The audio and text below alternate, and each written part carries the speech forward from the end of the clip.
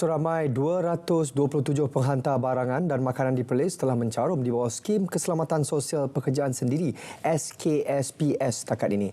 Jalinan kerjasama antara Perkesor Perlis dengan rakan penghantar makanan di negeri itu adalah satu pendekatan proaktif bagi memperluas jaringan keselamatan sosial di kalangan penghantar barangan dan makanan yang bekerja sendiri.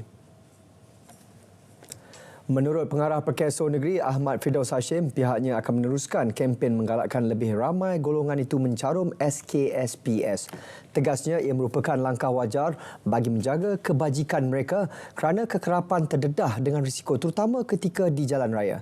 Secara keseluruhan, terdapat 20 sektor pekerjaan sendiri yang diwujudkan bagi memberi perlindungan kepada individu yang menjalankan pekerjaan sendiri.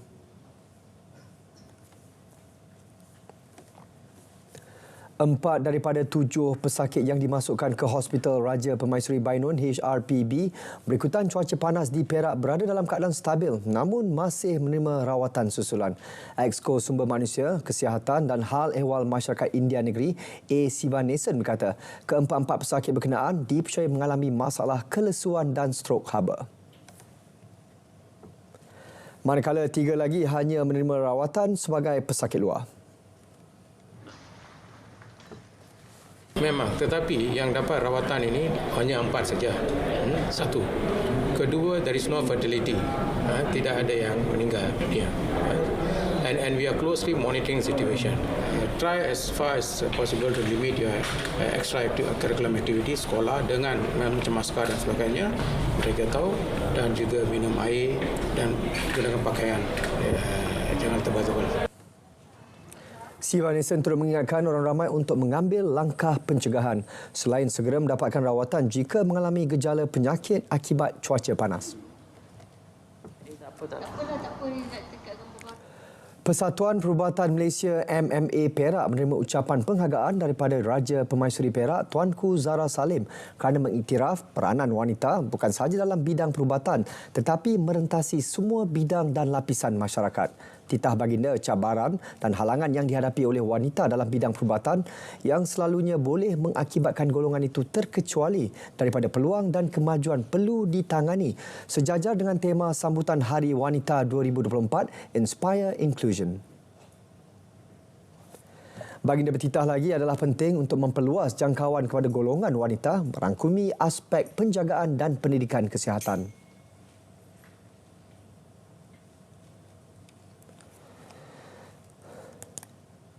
Our efforts must encompass the availability of early screening and detection for preventable diseases, particularly for women in remote regions across the country.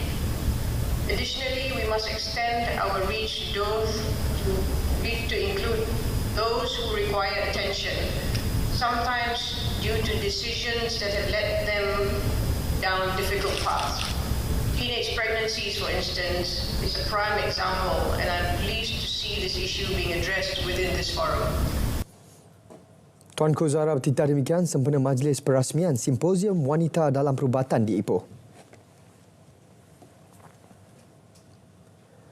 Sebanyak 300 pelajar terpilih membabitkan 3 kawasan parlimen di Perlis mendapat bantuan persekolahan daripada Yayasan Pelajaran Mara YPM dengan peruntukan RM30,000.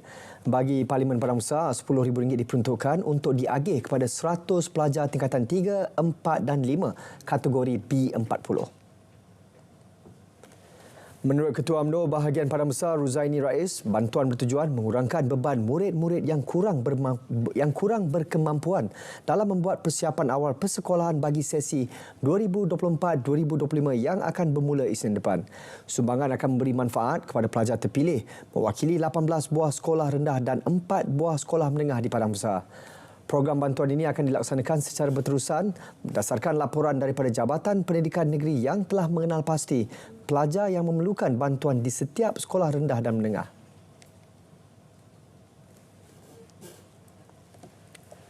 Seramai 500 peserta menyertai program tanggungjawab sosial Universiti di Perlis melibatkan pelbagai aktiviti kemasyarakatan. Program dianjurkan Yayasan Khair Ummah Antarabangsa IKAF dengan kerjasama Universiti Malaysia Perlis UNIMAP, Universiti Utara Malaysia UUM dan Jawatan Kuasa Masjid Al-Mustaqim. Penyelaras program Syahrin Ahmad berkata program itu julung kalinya melibatkan kerjasama bersama IKAF di negeri itu.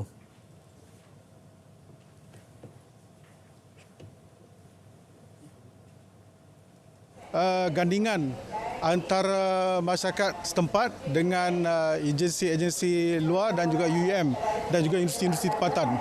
Di mana di bidang perkhidmatan di universiti, kita ada USR, University Social Responsibility. So, perkara ini yang terbaik untuk kita terjemahkan kepada masyarakat yang pelajar-pelajar diberi knowledge transfer, KTP, knowledge transfer program. Program melibatkan dua slot utama iaitu melestari keharmonian masyarakat untuk kesihatan sejagat dan agihan bantuan makanan komuniti, pameran dan perkhidmatan mekanikal. Selain itu, program ini juga sebagai medium penting mengeratkan silaturahim dan mengukuhkan perpaduan antara masyarakat dengan pelajar dari kedua-dua buah universiti serta pengurusan IKAF.